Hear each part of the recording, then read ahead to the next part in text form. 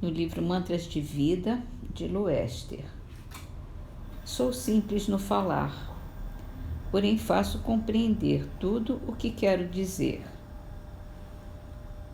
Livro dos Espíritos, entramos num novo item, sonambulismo.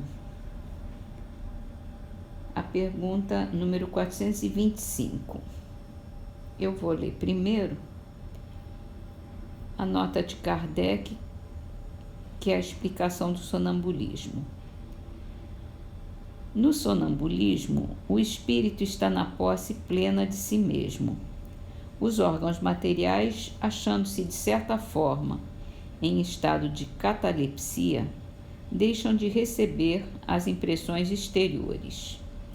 Esse estado se apresenta principalmente durante o sono, ocasião em que o espírito pode abandonar provisoriamente o corpo por se encontrar este gozando do repouso indispensável à matéria. Quando se produzem os fatos do sonambulismo, é que o espírito, preocupado com uma coisa ou outra, se aplica a uma ação qualquer, para cuja prática necessita de se utilizar do corpo. Serve-se então deste, como se serve de uma mesa ou de outro objeto material no fenômeno das manifestações físicas, ou mesmo como se utiliza da mão do médium nas comunicações escritas. Nos sonhos de que se tem consciência, os órgãos, inclusive os da memória, começam a despertar.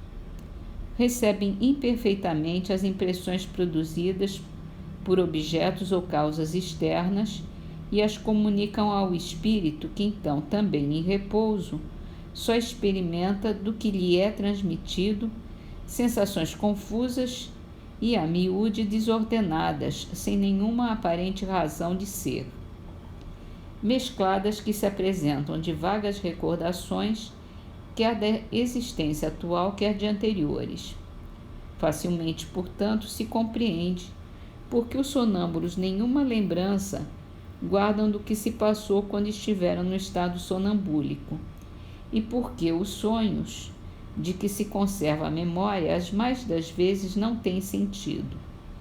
Digo as mais das vezes, porque também sucede serem a consequência de lembrança exata de acontecimentos de uma vida anterior e até não raro de uma espécie de intuição do futuro. A pergunta é: o sonambulismo natural tem alguma relação com os sonhos? Como explicá-lo? É um estado de independência do espírito, mais completo do que no sonho, estado em que maior amplitude adquirem suas faculdades. A alma tem então percepções de que não dispõe no sonho, que é um estado de sonambulismo imperfeito. Hoje nós lemos a Gênese, continuando sobre o caráter da revelação espírita. Então, nós estávamos falando, vou ler a última frase. Numa palavra, cada qual se teria imobilizado na sua revelação parcial, julgando possuir toda a verdade e ignorando que em 100 outros lugares se obtinha mais ou melhor. Além disso, convém notar que, em parte alguma, o ensino espírita foi dado integralmente. Ele diz respeito a tão grande número de observações a assuntos tão diferentes, exigindo conhecimentos e aptidões mediúnicas especiais, que impossível era acharem-se reunidas num mesmo ponto todas as condições necessárias.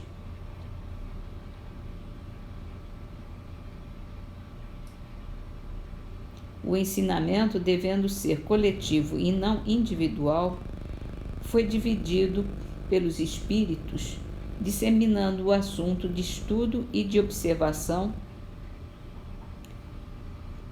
como em certas fábricas. A confecção de cada parte de um mesmo objeto é repartida por diversos obreiros. A revelação assim se faz parcialmente em diversos lugares e por uma multidão de intermediários, e é dessa maneira que ela se propaga ainda nesse momento, já que nem tudo está revelado.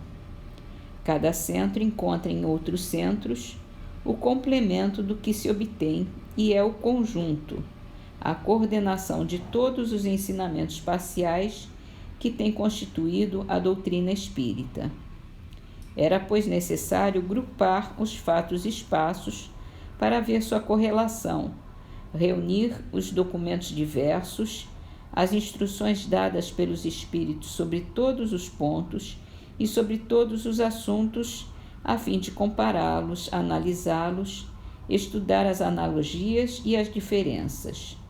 As comunicações sendo dadas pelos espíritos de toda a ordem, mais ou menos esclarecidos, seria necessário apreciar os graus de confiança que a razão permitisse de admitir, distinguir as ideias sistemáticas individuais e isoladas dos que tivessem a sanção do ensinamento geral dos espíritos, as utopias das ideias práticas, eliminar as que sejam notoriamente desmentidas pelos dados da ciência positiva e a sadia lógica, utilizar os erros até reensinamentos fornecidos pelos espíritos, mesmo do mais baixo estágio, para o conhecimento do estado do mundo invisível, para formar um todo homogêneo. Seria preciso, numa palavra, um centro de elaboração, independente de toda ideia pré-concebida, de todo pré-julgamento de sectarismo, resolvido em aceitar a verdade tornada evidente, devendo ela ser contrária às suas opiniões pessoais. Este centro é formado dele mesmo pela força das coisas e sem plano premeditado.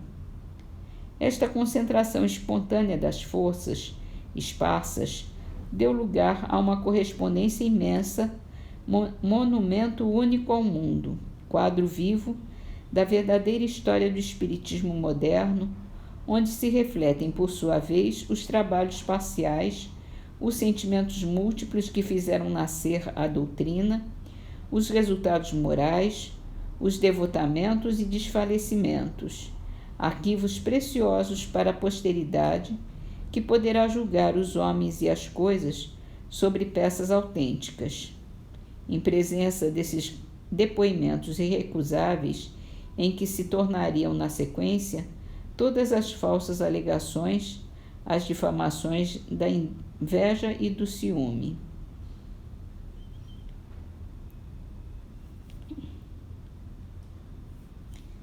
Aqui tem uma nota de Kardec falando sobre o Livro dos Espíritos, que foi a primeira obra que levou o espiritismo a ser considerado, de um ponto de vista filosófico, pela dedução das consequências morais dos fatos, que considerou todas as partes da doutrina, tocando nas questões mais importantes que ela suscita.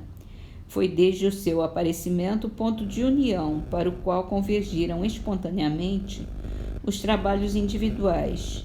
É notório que da publicação desse livro data a era do espiritismo filosófico, que até então era conservado no domínio das experiências curiosas. Se esse livro conquistou as simpatias da maioria, é que exprimia os sentimentos dela, correspondia às suas aspirações e encerrava também a confirmação e a explicação racional do que cada um obtinha em particular.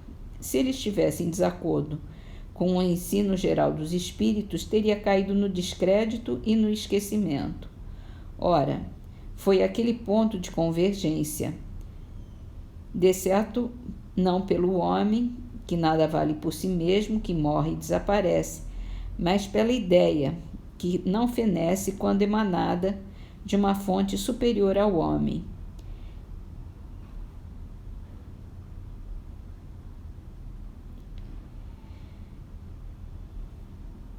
E vamos encerrar com Parnaso de Além-Túmulo, a poesia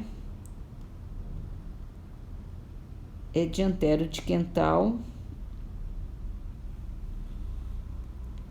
e se chama Não choreis. Não choreis os que vão em liberdade buscar no espaço o luminoso leito da paz, distante do caminho estreito desse mundo de dor e de orfandade. O pranto é a flor de aromas da saudade que perfuma e crucia o vosso peito, mas transformai-o em gozo alto e perfeito, em santa esperançosa claridade. Chega um dia em que o espírito descansa das aflições, angústias e cansaços, dos aguilhões das dores absolutas. Feliz de quem na crença e na esperança procura a luz sublime dos espaços, buscando a paz depois das grandes lutas.